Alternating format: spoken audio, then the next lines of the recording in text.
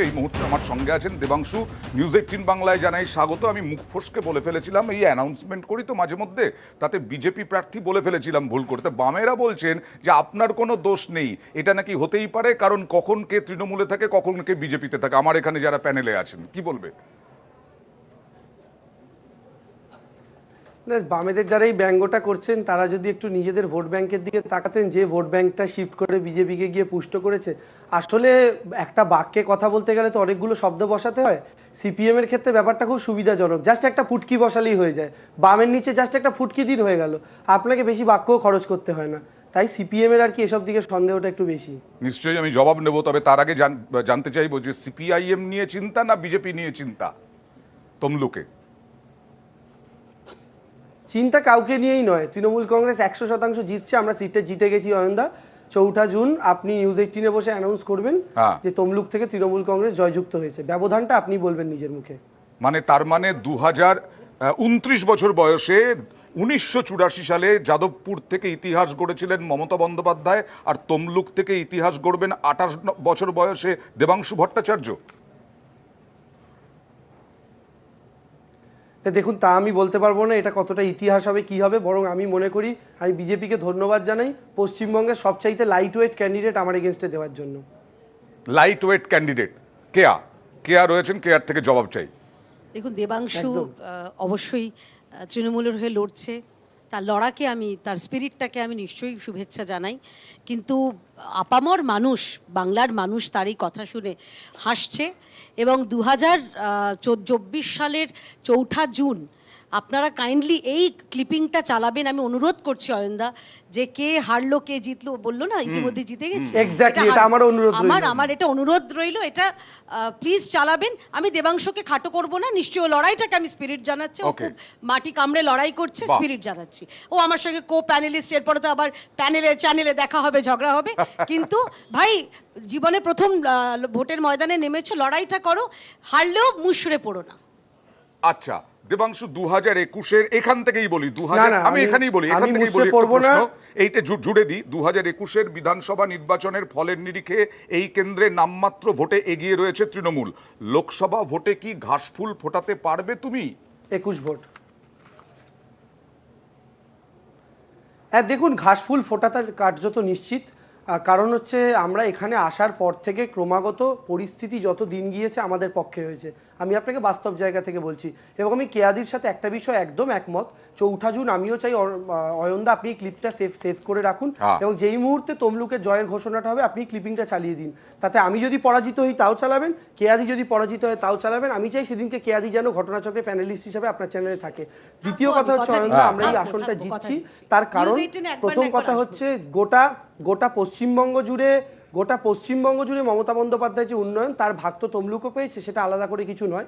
দ্বিতীয় কারণটা হচ্ছে এখানে যিনি প্রার্থী তিনি ক্রমাগত যেভাবে একের পর এক তার মুখ খুললেই যেভাবে দুর্গন্ধ বেরোচ্ছে, মহিলা মুখ্যমন্ত্রীকে আক্রমণ করা থেকে শুরু করে একের পর এক ইস্যুতে তার খারাপ ভাষা থেকে সাংবাদিকদের সাথে খারাপ ব্যবহার, এমনকি আপনিও তার সাক্ষী হয়েছেন অয়নদা। খুব সামান্য সাধারণ নিরীহ কয়েকটা প্রশ্ন করে আপনাকে যা শুনতে হয়েছে, এবং আপনি একা নন, এখানে যে কয়েকজন রিপোর্টার তারা ঘুরে বেড়াচ্ছেন, সে যে কোনো সংবাদ মাধ্যমেরই হন না কেন, প্রত্যেকের সাথে তিনি খারাপ ব্যবহার করেছেন গত 1-1.5 মাস ধরে। শুধু তারা নন, তার দলের কর্মীরাও। কেয়াদি হয়তো টিভিতে অ্যাকসেপ্ট করবেন না, কিন্তু তার দলের কর্মীরা যতটা না তৃণমূলের লোকেদের থেকে হয়তো খারাপ কথা শুনেছেন, তার 4 গুণ খারাপ কথা তার দলের ক্যান্ডিডেটের থেকে শুনেছেন।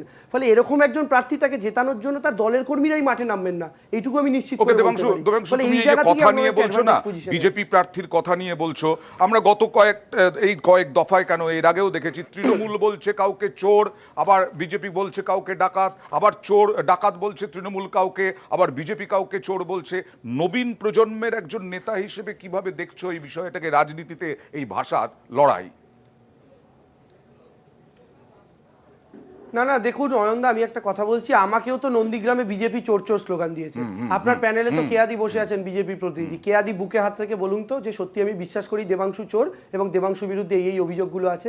দেখুন, রাজনীতি আজকে এমন জায়গায় বিজেপি নামিয়ে এনেছে, চোরের মতো একটা ভারী শব্দকে যে কোনো জায়গায় ব্যবহার করে তারা অত্যন্ত খেলো করে দিয়েছে।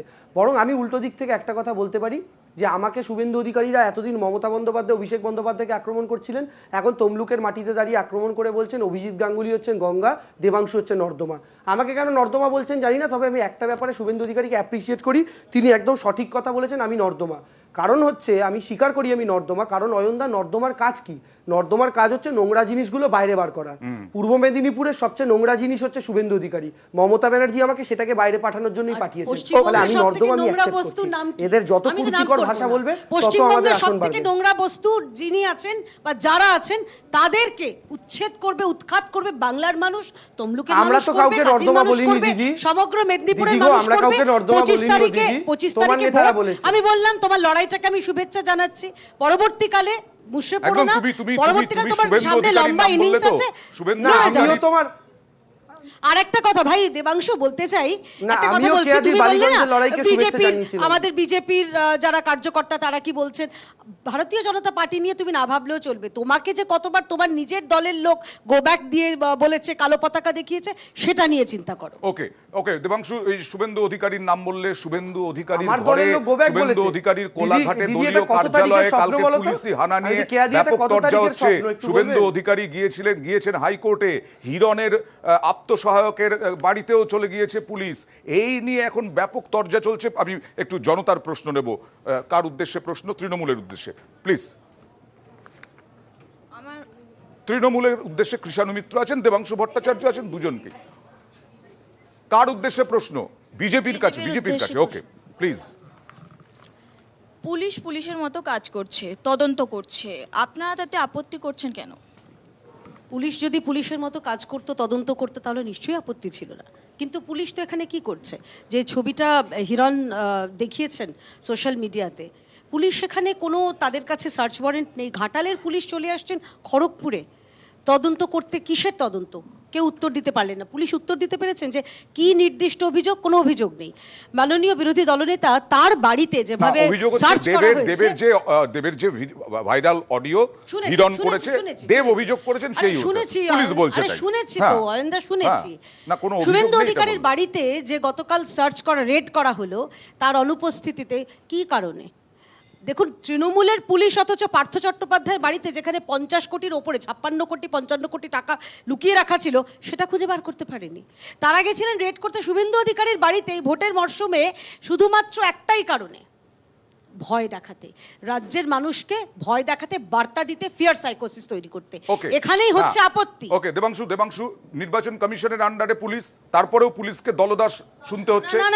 না, সরি, নির্বাচন কমিশনের আন্ডারে পুলিশ মানে শুধুমাত্র নির্বাচন ঘটিত বিষয়। আদারওয়াইজ রাজ্যের যে প্রশাসনিক বিষয় মমতা বন্দ্যোপাধ্যায়ের আন্ডারে আছে। আচ্ছা, প্রথম কথা হচ্ছে যে আমাকে একটা কথা বলুন, কালকে যখন পুলিশ কোলাঘাটে গেল, পুলিশের উপরে প্রায় হামলা চালানো হলো, বিক্ষোভ করা হলো, তাহলে আমাকে একটা কথার উত্তর দিন তো, শাহজাহানের সাথে শুভেন্দু অধিকারীর কি তফাৎ? দুই তালবস্য। কি তফাৎ রইল? শাহজাহানের বিরুদ্ধে কেয়াদিরা যে অভিযোগ করেছিলেন যে যখন তদন্তকারী সংস্থা তারা গিয়েছে, শাহজাহানের বাহিনী নাকি আটকেছে। কালকেও দেখলাম আমরা কোলাঘাটে যখন তদন্তকারী সংস্থা গেল, সেটা পুলিশ হতে পারে, যে কেউ হতে পারে, শুভেন্দুর বাহিনী তাদেরকে রুখলো, তাদেরকে আটকালো। আমার বক্তব্য হচ্ছে নিজের বেলায় আটিসুটি, পরের বেলায় দাঁত কপাটি কেয়াদি, এটা কতদিন চলবে? ভাই দেবাংশু, আমার মনে হয় তুমি হয় প্রচারটা মন দিয়ে করছো না, হয় প্রচারটা মন দিয়ে করো, নাহলে টেলিভিশন চ্যানেলগুলো মন দিয়ে দেখো। দুটো আর্ধেক করলে হবে না। শুভেন্দু অধিকারী যখন পৌঁছেছেন তখন ইতিমধ্যে পুলিশ তখন পগার পার হয়ে গেছে। শুভেন্দু অধিকারী গেছিলেন থানার বাইরে বিক্ষোভ করতে। কোন কটা পুলিশ আহত হয়েছে, কোন পুলিশ আঘাত পেয়েছেন আমাকে জানাও। এইসব হাফ বেক হোয়াটসঅ্যাপ ইউনিভার্সিটির তথ্য চ্যানেলে বলো, প্যানেলে বলো। আরে বাবা, তোমাদের লোকজন পুলিশের সাথে নাচানাচি করছিল কেন? দিল্লি করছো ভাই, ভারতনাট্যম করছে। Okay please. স্বাভাবিক, এটা খুব স্বাভাবিক। Suvendu Suvendu Adhikari without arrest